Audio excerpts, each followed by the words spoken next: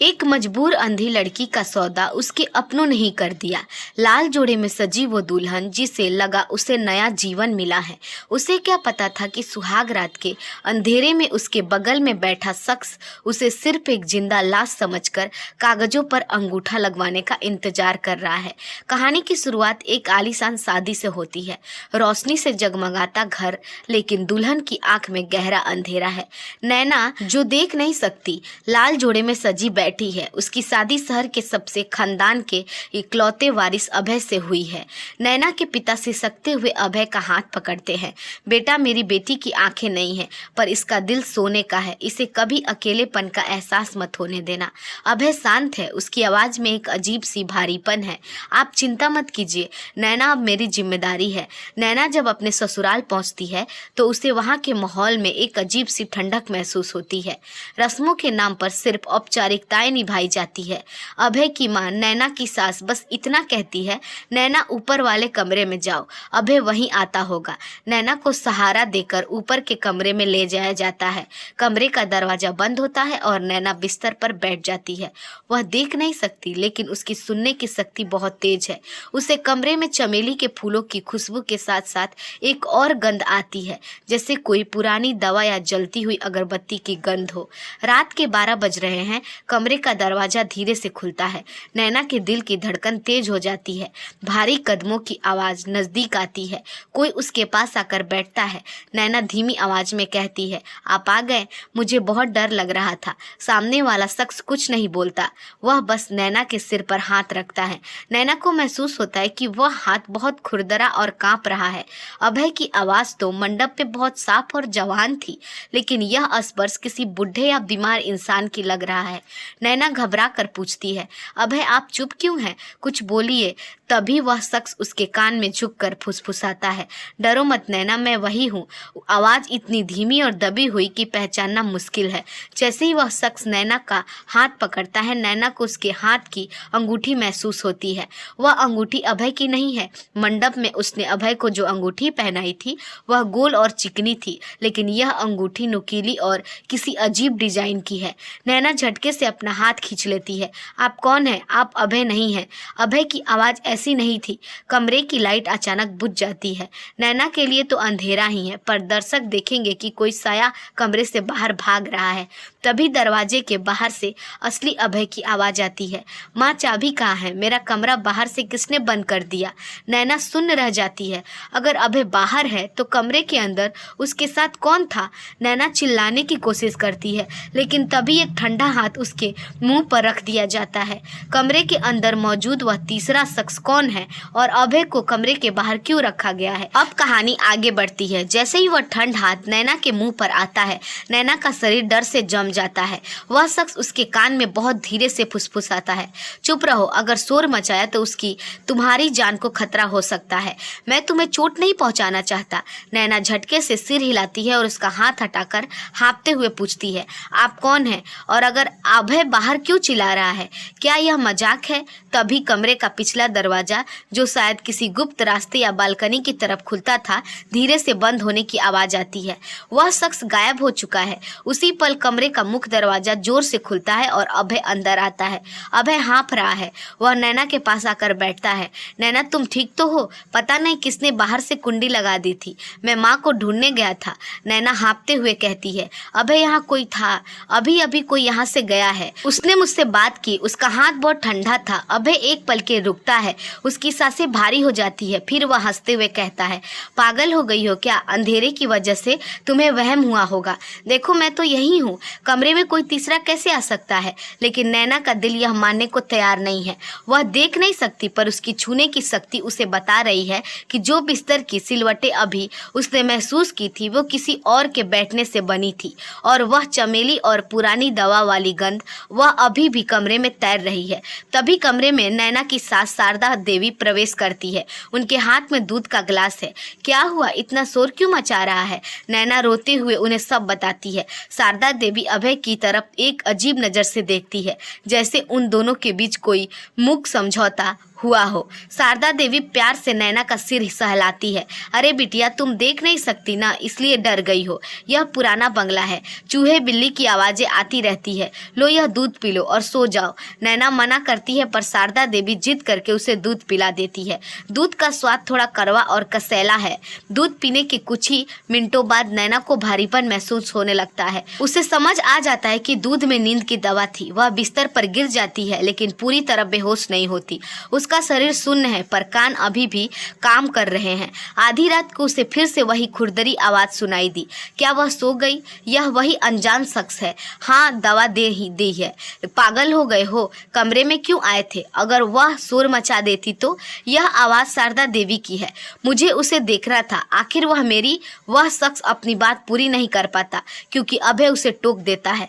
नैना अपनी चेतना बटोरने की कोशिश करती है। उसे सुनाई देता है कि कमरे की भारी लकड़ी की अलमारी को खिसकाया जा रहा है। एक चरमराने की आवाज आती है जैसे कोई गुप्त दरवाजा खुला हो। तभी वह अनजान शख्स कराहने लगता है। उसे जोर की खांसी उठती है। उसका वक्त करीब है। अभय, हमें यह नाटक जल्दी खत्म करना होगा। शारदा देवी की आवाज में ममता नहीं बल्कि एक गहरी साजिश की गंध है। नैना के मन में हजारों सवाल कौध रहे हैं। यह सफेद झूठ क्या है? अभय अगर उसका पति है तो वह दूसरा शख्स कौन है जिसे देखने की इजाजत सिर्फ अंधेरे में है? और वह शख्स नैना को मेरी कहकर क्या कहना चाहता था? अगली सुबह जब नैना उठती है तो उसके हाथ में वही नुकीली अंगूठी पड़ी होती है जो उसने अनजान शख्स ने पहनी थी। वह अंगूठी उसके हाथ में कैसे आई? क्या वह शख्स रात भर उसके पास ही था? सुबह की पहली किरण के साथ नैना जागती है। जैसे ही वह अपना हाथ बिस्तर पर फेरती है उसे कुछ चुभता है। वह उसे उठाती है। वह नुकीली नक्काशीदार अंगूठी। नैना का दिल जोर जोर से धड़कने लगता है। अगर कल रात यहाँ कोई नहीं था तो यह अंगूठी मेरे बिस्तर पर कैसे आई? क्या अभय मुझसे झूठ बोल रहा है? तभी कमरे में आता है अभय। उसकी आवाज में वही बनावटी मिठास है। गुड मॉर्निंग नैना, कैसी हो? रात को नींद अच्छी आई ना? नैना झट से वह अंगूठी अपनी मुट्ठी में छिपा लेती है। हाँ, बस थोड़ा सिर भारी है। रात को शायद कोई सपना देखा था। अभय उसे तैयार होने के लिए कहता है लेकिन नैना का पूरा ध्यान कमरे की उस अलमारी पर है जिसकी खिसकने की आवाज उसने रात को सुनी थी। नैना अंधेपन का फायदा उठाकर घर के चप्पे चप्पे को महसूस करने की कोशिश करती है। वह दीवारों पर हाथ फेरते हुए उस अलमारी तक पहुंचती है। जैसे ही वह अलमारी के पीछे का हिस्सा छूती है उसे लकड़ी के पैनल से एक हल्की सी दरार महसूस होती है। तभी पीछे से शारदा देवी सास की आवाज आती है। वहाँ क्या ढूंढ रही हो बहू? नैना चौंक जाती है। माँ जी, बस देख रही थी कि अलमारी कितनी पुरानी है, बहुत सुंदर नक्काशी है। इस पर शारदा देवी की आवाज ठंडी हो जाती है। पुरानी चीजों को ज्यादा नहीं छेड़ना चाहिए वरना पुरानी यादें जाग जाती है और वे दर्द देती है। चलो नीचे, नाश्ता तैयार है। दोपहर को जब घर में सब सो रहे थे नैना दबे पांव फिर से कमरे में आती है। वह अलमारी को धक्का देने की कोशिश करती है लेकिन वह बहुत भारी है। तभी उसका पैर एक छोटे से कालीन के नीचे दबे हुए पीतल के हैंडल से टकराता है। जैसे ही वह उस हैंडल को खींचती है अलमारी का एक हिस्सा दरवाजे की तरह खुल जाता है। नैना अंदर कदम रखती है। वहाँ की हवा में वही चमेली और पुरानी दवा की गंध तेज थी। वह दीवारों के सहारे आगे बढ़ती है। रास्ता नीचे की ओर जाता है। नीचे पहुंचते ही नैना को किसी के कराहने की आवाज आती है। पानी, कोई पानी दो। यह वही आवाज है, वही खुरदरी और कांपती हुई आवाज। नैना डरते डरते आवाज की दिशा में आगे बढ़ती है। उसका हाथ किसी चेहरे को छूता है। वह चेहरा झुर्रियों से भरा है लेकिन उस पर वैसा ही सेहरा बांधा है जैसे दूल्हे के सिर पर होता है। वह शख्स नैना का हाथ पकड़ लेता है। तुम आ गई, मैंने कहा था ना मैं तुम्हें देखूंगा, मैं ही तुम्हारा असली। तभी ऊपर की सीढ़ियों पर भारी कदमों की आवाज आती है। अभय और शारदा देवी नीचे आ रहे हैं।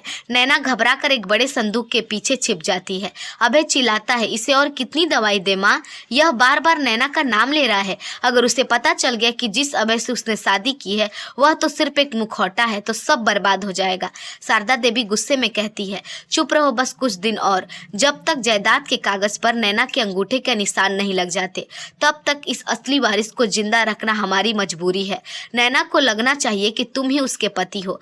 नैना के पैरों तले जमीन खिसक जाती है। उसका पूरा वजूद कांप उठता है। अगर अभय उसका पति नहीं है तो यह शख्स कौन है और इन लोगों ने इसे यहाँ कैद क्यों रखा है? अंधेरे में छिपी नैना का पैर एक पीतल के लोटे से टकरा जाती है और पूरे तहखाने में गूंज उठती है।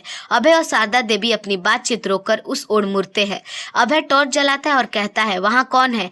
बाहर निकलो। तहखाने में पीतल पीतल के लोटे की आवाज गूंजती है। अभय टॉर्च की रोशनी से उस संदूक की तरफ डालता है जहां नैना छिपी है। नैना का दिल इतना जोर से धड़क रहा है कि उसे लग रहा है उसकी आवाज बाहर तक जा रही है। शारदा देवी चिल्लाती है, देख अभय वहां कौन है। तभी अचानक वह असली वारिस जो जंजीर में जकड़ा है जोर जोर से खांसने लगता है और बिस्तर से नीचे गिर जाता है। अभय और शारदा देवी का ध्यान नैना से हटकर उस बीमार शख्स की तरफ चल जाता है। अभय गुस्से में उसे झकझोरता है, चुप रह, अभी तेरा मरना बाकी है। इसी मौके का फायदा उठाकर नैना दीवार के सहारे रेंगती हुई अंधेरे में सीढ़ियों की तरफ भागती है। उसे कुछ नहीं दिख रहा, पर उसकी सुनने की शक्ति उसे उस चरमराहट की तरफ ले जाती है जहां से वह अंदर आई थी। नैना ऊपर अपने कमरे में पहुंचती है और अलमारी का गुप्त दरवाजा बंद कर देती है। वह कांप रही है। तभी उसे याद आया वह उस नुकीली अंगूठी को गौर से टटोलती है। उस पर ब्रेल लिपि में कुछ लिखा हुआ है। नैना की उंगलियों उसे पढ़ती है। अब है नैना को सब समझ आता है। जिस शख्स ने उससे शादी मंडप में हुई थी वह वाकई असली अभय था, लेकिन वह बहुत बीमार था। शारदा देवी और यह नकली अभय, जो असल में शारदा का सगा बेटा और असली अभय का चचेरा भाई था, ने मिलकर यह जाल बुना था। उसकी असली अभय को तहखाने में कैद कर दिया गया था ताकि वह मर जाए और यह नकली अभय उसकी जगह लेकर सारी जायदाद हड़प ले। नैना को अंधी इसलिए चुना गया क्योंकि उन्हें लगा वह कभी सच नहीं देख पाएगी। अगली सुबह शारदा देवी हाथ में कुछ कागज लेकर आती है। बहू, यह तुम्हारे भविष्य की सुरक्षा के कागज है, इन पर अपने अंगूठे का निशान लगा दो। नैना शांत है। वह जानती है कि अगर उसने मना किया तो ये लोग उसे जान से मार देंगे। वह मुस्कुराती है, जरूर माँ जी, लेकिन क्या मेरे पति यहाँ मौजूद हैं? मैं उनके सामने ही यह करना चाहती हूँ। नकली अभय पास आता है। हाँ नैना, मैं ही हूँ। नैना उसका हाथ पकड़ती है और कहती है, आपकी अंगूठी कहाँ है? कल रात तो आपने पहनी थी। नकली अभय हकबका जाता है, वो वॉशरूम में रह गई होगी। नैना कागजों पर अंगूठा लगाने के बहाने अपने जेब से वही नुकीली अंगूठी निकालती है और उसे जोर से जमीन पर पटकती है। अंगूठी के टूटने से एक तेज सायरन की आवाज आने लगती है। शारदा देवी और नकली अभय चौंक जाते हैं। दरअसल नैना के पिता ने उसे विदाई में एक स्मार्ट रिंग दी थी जिसमें जीपीएस और इमरजेंसी सायरन था, जो नैना ने अपनी सूझबूझ से उस असली अभय के हाथ में निकाल ली थी और अब उसे चालू कर दिया था। कुछ ही मिनटों में पुलिस घर में पहुंचती है। नैना चिल्लाकर कहती है, इंस्पेक्टर साहब, अलमारी के पीछे तहखाना है, वहां मेरे असली पति कैद हैं। पुलिस तहखाने का दरवाजा तोड़ती है। असली अभय को बाहर निकाला जाता है। वह बहुत कमजोर है, लेकिन जैसे ही वह नैना की आवाज सुनता है उसके चेहरे पर चमक आ जाती है। शारदा देवी और उनका बेटा पुलिस की गिरफ्त में होते हैं। असली अभय नैना का हाथ पकड़ता है और सिसकते हुए कहता है, मैंने सोचा था कि मैं अंधेरे में ही मर जाऊंगा, पर तुम्हारी रूह की आंखों ने मुझे ढूंढ लिया। नैना मुस्कुराती है। उसकी आंखों में आंसू बह रहे हैं। उसने भले ही दुनिया न देखी हो, पर उसने उस सफेद झूठ को अपनी हिम्मत से हरा दिया था। अब वो अकेली नहीं थी। उसके पास उसकी सच्चाई, उसका असली प्यार था। कहानी का संदेश, सच को दबाने के लिए कितने अंधेरे कमरे क्यों न बन जाए, लेकिन सच्चाई अपनी रोशनी का रास्ता ढूंढ ही लेती है। दोस्तों, उम्मीद करती हूँ आपको हमारी कहानी अच्छी लगी होगी। अगर हमारी कहानी आपको अच्छी लगी हो तो हमारे वीडियो को लाइक और चैनल को सब्सक्राइब जरूर कीजिएगा। धन्यवाद।